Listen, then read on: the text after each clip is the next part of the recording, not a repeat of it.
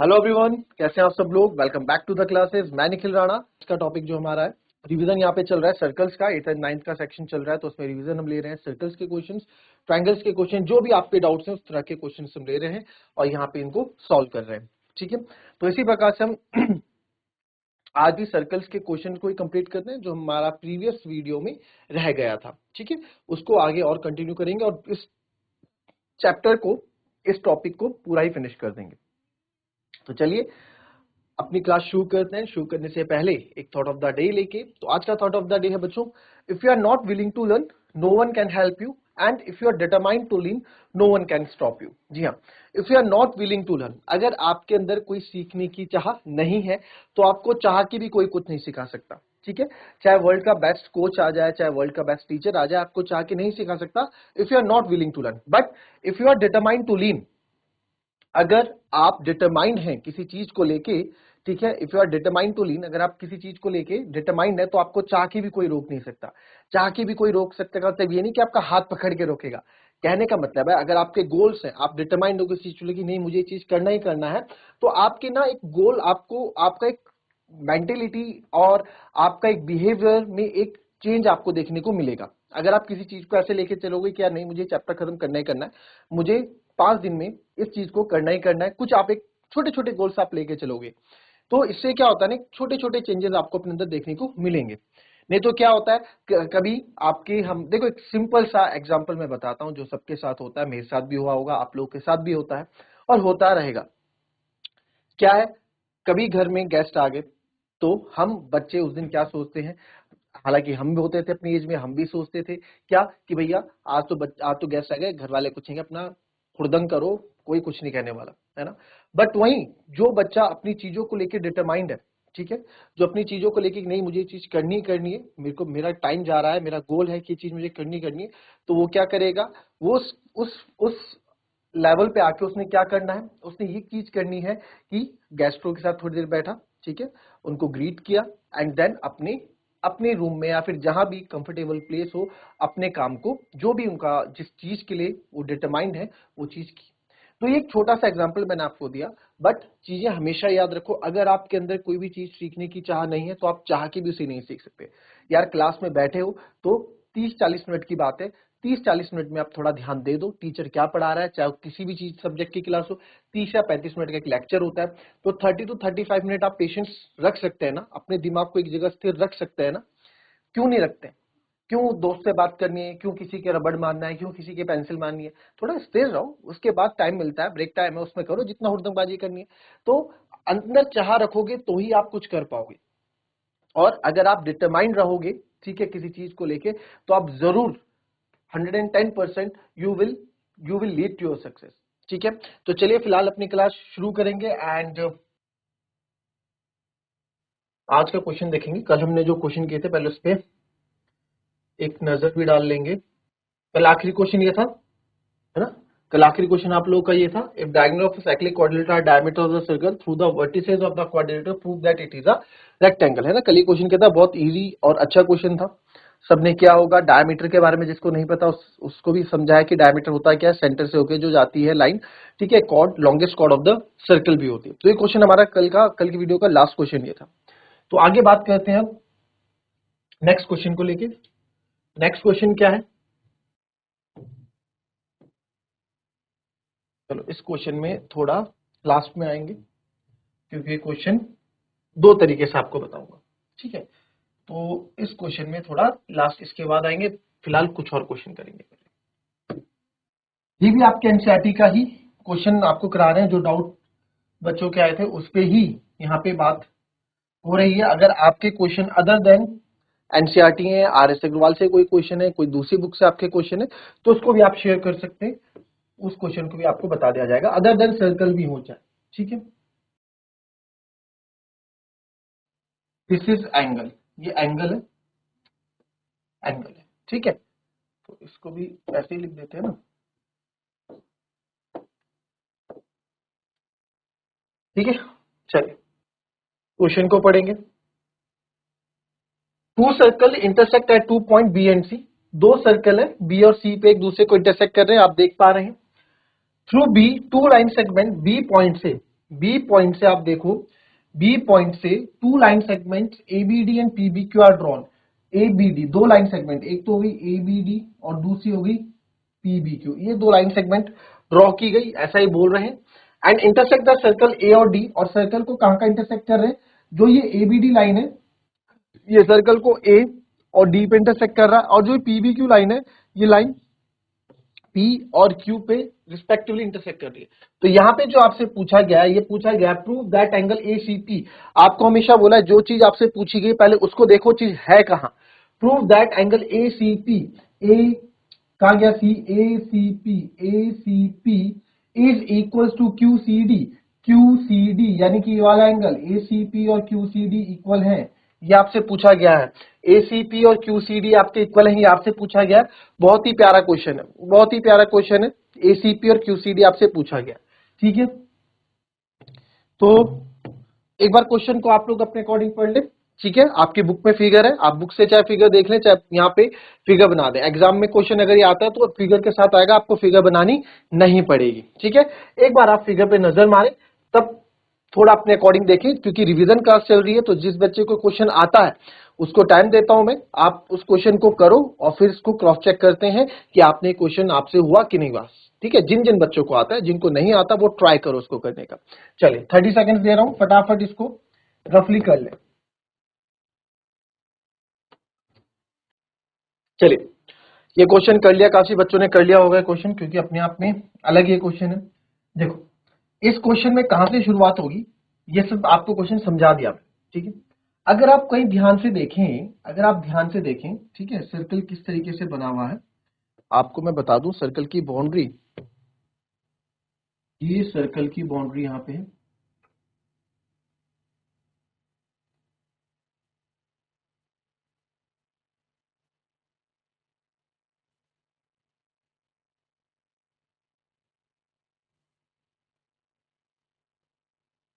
ठीक है। Revision class चल रही है तो ध्यान से देखेंगे। आपको डिटेलिंग कम बताऊंगा, डिटेलिंग चाहिए तो आप कमेंट करके लिख सकते हैं, क्योंकि रिवीजन क्लास है, ओनली क्वेश्चन सॉल्व होंगे यहाँ पे। डिटेलिंग हम अपने टाइम पे इसको पूरा चैप्टर में पढ़ चुके। ये दो सर्कल है, दो सर्कल की अपनी अपनी बाउंड्रीज हैं। ऐसे करने का रीजन मेरा इसलिए था क्योंकि अगर आप ध्यान से देखें कि अगर मैं इसको एपी आर्क है ना, अगर इसको कॉर्ड बना दूं, एपी कॉर्ड बना दूं, तो एपी इस सर्कल एपी कॉर्ड से मेरा एक एंगल बन रहा है, ये इस सर्कल पे देखो एक एंगल बन रहा है ये, इसी से एक एंगल बन रहा है आपका ये। तो क्या मैं नहीं बोल सकता angle A B P is equal to angle A C P, ठीक है। गिवन आप लोग लिख लेना, तो एंगल, ठीक है, गिवन आप लोग लिख लेना angle A B P is equal to angle A C P, angle in same segment. Sir ये ऐसा क्या देखा, आप देखो ये नजर कहां से आती है, ये प्रैक्टिस से आती है। दूसरी बात आपको एक चीज मैंने बताई थी पहले, ठीक है, एक चीज आपको यहाँ पे बताई गई थी क्या, कि आपको फिगर कैसे देखना है ना, फिगर कैसे देखना है। फिगर का मतलब कि यहाँ पे मुझे पता लगा कि यार ये इस तरह का और इस तरह का मैंने देखा, तो इस तरह में मैंने जब इस तरह को इस तरह की चीजें हमने देखी, देखो मैं बताता हूँ, थोड़ा आप समझ गए होंगे। यहां से नजर पड़ी कि यार ये ना एंगल इन सेम सेगमेंट वाला क्वेश्चन बन रहा है, ठीक है, सेम सेगमेंट वाला क्वेश्चन बन रहा है, ये थोड़ा नजर यहाँ पे आई। तो देखा ये बन किससे रहा है, देखा सर ये बी और सी ये है, इससे बन रहा है ये एंगल, और यही बी और सी से भी एंगल बन रहा है। तो अगर आप देखेंगे बीपीसी और बीएसी इक्वल है, मैं इसको भी साथ लेके चलता हूं, बीपीसी और बीएसी हमारे इक्वल है। तो sir angle in same segment की जब भी कंडीशन आपकी बनती है तो इस तरफ भी एंगल इन सेम सेगमेंट होता है और इस तरफ भी एंगल इन सेम सेगमेंट होता है, क्योंकि अगर आप देखोगे अगर एपी को मैं ज्वाइन करूं तो ये तो माइनर सेगमेंट हो गया और ये मेजर सेगमेंट हो गया। तो अगर ऐसे में बात करूं तो दिस वन मेजर सेगमेंट, अगर ऐसे में बात करूं तो this one is major segment, right. तो मैंने देखा एबीपी और बीपी बीपीसी और बीएसी मेरे इक्वल आ रहे थे, बट जब मैंने इधर से करके देखा, जो ये वाला कंडीशन मैंने लिया, जब ये वाला कंडीशन लिया कि हमें इतना तो पता है, देखो जब भी एंगल इन सेम सेगमेंट वाला कॉन्सेप्ट बने तो दोनों जगह ही, आगे भी और पीछे भी दोनों जगह ही एंगल इन सेम सेगमेंट का कॉन्सेप्ट लगता है, 90% चांसेस में लगता है। तो आप यहां देखोगे जब इधर लग रहा तो फिर इधर भी लगेगा। तो मैंने देखा है इधर ये वाला एंगल और ये वाला एंगल, तो यहां मैंने लिख दिया ए बीपी और एसीपी। तो यहां तो मेरे काम की कोई चीज नहीं है, क्यों? क्योंकि मेरे को प्रूव करना है एसीपी और क्यूसीडी को। बट यहां मेरे काम की चीज मिली मुझे एसीपी। एसीपी की एंट्री हो चुकी है, जो चीज मुझे प्रूविंग में चाहिए था उसकी एंट्री हो चुकी है। ये जो आपको मैं तरीका बता रहा हूं, देखो चाहो तो मैं इसको डायरेक्ट टू डायरेक्ट सॉल्व कर देता, बच्चों ऐसे से करो, ऐसे से करो, हो जाएगा। बट आपकी थिंकिंग बढ़ाने के लिए, आपका जो सोचने की शक्ति है, थिंकिंग पावर है, स्किल है, इसको इंप्रूव करने के लिए चीजें बता रहा हूं, ताकि आप भी इस तरह का सोच सको। जरूरी नहीं है कि सेम ही क्वेश्चन आपके पास आएगा, है ना, सिचुएशन अलग हो सकती हैं, कॉन्सेप्ट अलग हो सकते हैं, बट जो आपकी थिंकिंग कैपेबिलिटीज हैं, ठीक है, थिंकिंग पावर है, वो तो आपकी बढ़ सकती है ना। तो वो सब कैसे बढ़ेंगी? जितना आप इसको घुमाओ, जितना एक्सरसाइज करोगे। नहीं तो आजकल क्या है, गूगल देखा, चैट जीपीटी देखा, यूट्यूब देखा, चेप दिया, आंसर हो गया, एक्सरसाइज ही नहीं हो रही है इसकी दिमाग की। तो इसलिए मैं आपको ये कॉन्सेप्ट बता रहा हूं कि हमने ये भी सोचा था, क्योंकि सर आपने बताया था जब भी इस तरह का फिगर दिखे तो सबसे पहले एंगल इन सेम सेगमेंट के पास चले जाओ। हम एंगल इन सेम सेगमेंट के पास गए भी, इस तरफ से जब हम गए तो इस तरफ से मुझे ये मिला जो कि मेरे फायदे का नहीं था, मेरे फायदे का इधर वाला मिला, क्योंकि एसीपी की एंट्रियां हो चुकी थी। ठीक है, चलिए अब यही चीज आप यहां पे देखोगे। सर यहां पे अगर देखोगे ये और ये, अगर आप देखोगे कहां से मिल रहा है, ये यहां से बन रहा है और यहां से, बट यहां से बन रहा है ना, और दूसरा एंगल भी बी और सी से बन रहा है। तो ये एंगल इन सेम सेगमेंट हो गए छोटे वाले सर्कल के।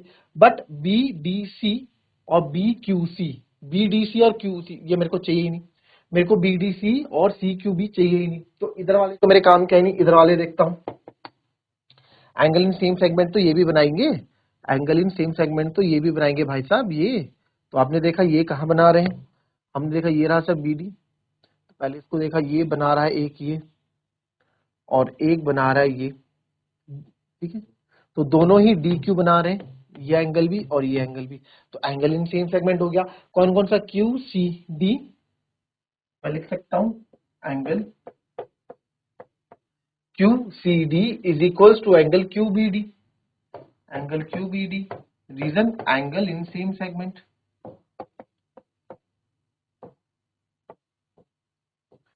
ठीक है, angle in same segment are equal आपने लिख दिया। अब यहां इस क्वेश्चन में देखो मजे की बात क्या है, इस क्वेश्चन में ना हमको कोई ये बताया गया कि ये रेडियस है, ना ही हमें कुछ अलग और इंफॉर्मेशन दी गई कि ये कुछ ऐसा दिया गया कि ये साइड इसके इक्वल है या ये एंगल इसके इक्वल है, कुछ नहीं दिया गया। सिंपल हमने सब चीजें खुद से ढूंढी है, को हमें बस ये फिगर के बारे में थोड़ा डिस्क्राइब कर दिया गया, जो हमको दिख रहा था कि ए और डी पे इंटरसेक्ट कर रहे हैं। फालतू का क्वेश्चन लंबा कर दिया और कुछ नहीं किया इन्होंने। टू सर्कल इंटरसेक्ट बी और सी पे इंटरसेक्ट कर रहे हैं, अरे पता है भाई बी और सी पे इंटरसेक्ट कर रहे हैं, दिख रहा है, क्या करें इसका, बी और सी पे इंटरसेक्ट कर रहे हैं तो ठीक है। इतना हमें फालतू क्वेश्चन लंबा दे दिया। मेन इनका क्या था कि इसको आप निकाल के प्रूव करके बताओ एसीपी और क्यूसीडी इक्वल है। तो इस तरह के क्वेश्चन में जब ज्यादा इंग्रेडिएंट्स, ज्यादा डिटेल्स हमारे पास नहीं होती है, तो हम इन दो के बीच का रिलेशन ढूंढते हैं, इनके बीच में कहीं ना कहीं रिलेशन बन रहा होगा जिससे ये आपस में क्या हो जाएंगे, इक्वल हो जाएंगे। तो रिलेशन के बारे में हम जाते हैं। तो कोई से भी इनमें से कोई से भी दो एंगल आपस में इक्वल हो जाए ना, तो ये चारों इक्वल हो जाएंगे। समझ रहे हो क्या मैं बोल रहा हूं? इनमें से कोई से भी दो एंगल आपस में इक्वल हो जाए क्रॉस में, चाहे ये और ये इसके इक्वल हो जाए, तो ये और ये इक्वल हो जाए तो चारों इक्वल हो जाएंगे, ये और ये इक्वल हो जाए तो भी ये चारों इक्वल हो जाएंगे। तो वो चीज मेरे को ढूंढनी है। तो वो चीज कहां मिलेगी? इनके पास देख के। देखो मैं चाहूं, मैं आपको बार बार बता रहा हूं, मैं चाहूं तो मैं आपको डायरेक्ट बता दूं कि क्वेश्चन कैसे सॉल्व होगा। आपको रट्टाफिकेशन टाइप का, यार ऐसा एग्जाम में आएगा तुरंत आप कर लोगे, बट समझ के करोगे तो चीजें और मजेदार आएंगी। अब इसमें मैंने क्या किया, इसमें आपने ये चीज समझी कि सर एबीपी और एसीपी के बारे में देख के तो कोई फायदा नहीं, ऑलरेडी इक्वल है। तो पहले मैं एबीपी और क्यूसीडी को देखता हूं। तो सर एबीपी कहां था मेरा, ए बीपी ये था, और क्यूसीडी और दूसरा क्या था मेरा, एसीपी ये था, है ना।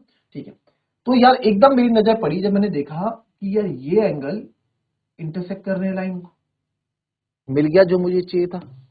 ये वर्टिकली अपोजिट एंगल बना रहे हैं कि नहीं बना रहे? क्या है इस एंगल का नाम?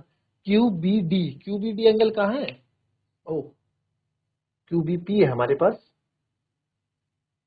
ओ सॉरी, QBD होगा, QBP क्यों होगा? QBP तो डायरेक्ट है, QBD होगा। ये लिखने में थोड़ी दिक्कत हो गई, ऊपर से QBD होगा, QBD होगा। तो अब यहाँ पे हमें समझ में आ गया कि यार ये वर्टिकली अपोजिट एंगल बन रहे हैं, यानी कि हमें इनके बीच में एक रिलेशन मिल गया। भाई जब देखोगे तभी तो मिलेगा, जब ढूंढोगे तभी तो मिलेगा। ऐसे थोड़ा मिल जाएगा कि मन में आप ऐसे सोचो कि क्या हो गया, क्या हो गया, कैसे होगा यार, ऐसे थोड़ा होगा। जब इसको समझोगे, क्वेश्चन में जब झांकोगे तभी तो चीजें पता लगेंगी। ठीक है, तो ये पता लग गया हमको, तो ये पता लग गया हमको। अब इसमें क्या है, तो देयरफॉर अब एक और कोई angle A B P is equals to angle Q B D vertically opposite angle लिख देता हूं शॉर्ट में। Equation number 3 vertically opposite angle है। तो अब आप बोल सकते हैं from first second and three, from second and three angle ABP, angle ABP first equation से इक्वल टू एंगल एसीपी था। बट सर एंगल एबीपी ना, जो ये आपका एंगल एबीपी आप बोल रहे हो, ये एबीपी अभी मैंने क्यूबीडी के बराबर भी किया। ओके, एंगल क्यूबीडी के बराबर भी है। और सर एंगल क्यूबीडी है ना, जो ये क्यूसीडी के बराबर भी है, क्यूसीडी के बराबर भी। यानी कि चारों चीज क्या हो गई? इक्वल हो गई। जो मैंने आपको बोला था, कोई सी भी दो चीज इसमें इक्वल कर दो आपस में, चारों इक्वल हो जाएंगी, इक्वल हो गई। अब जो चीज आपको चाहिए उठा के इसमें से लिख लो, क्योंकि चारों ही आपस में इक्वल है। तो मेरे को एसीपी और क्यूसीडी चाहिए, तो therefore angle ACP equals to angle QCD hence proved।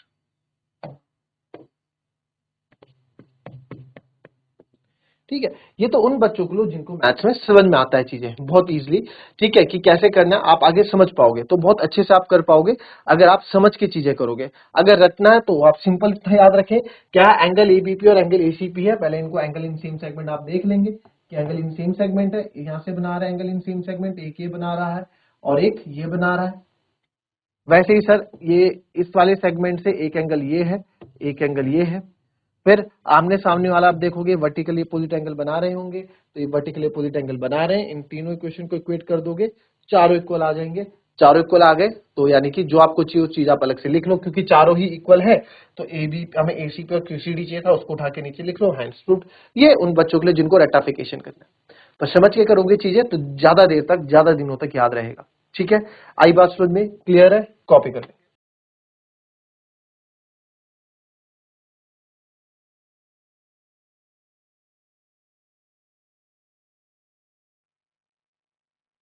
चलिए नेक्स्ट क्वेश्चन देखेंगे। ये यहाँ पे इफ, ये क्वेश्चन नंबर आपका 10 है। If circles are drawn taking two sides of a triangle as diameter, prove that the point of intersection of these circles lies on the third side। Simple सी बात है, क्या ये बोल रहा है, आओ देखो फटाफट। दो सर्कल्स है हमारे पास,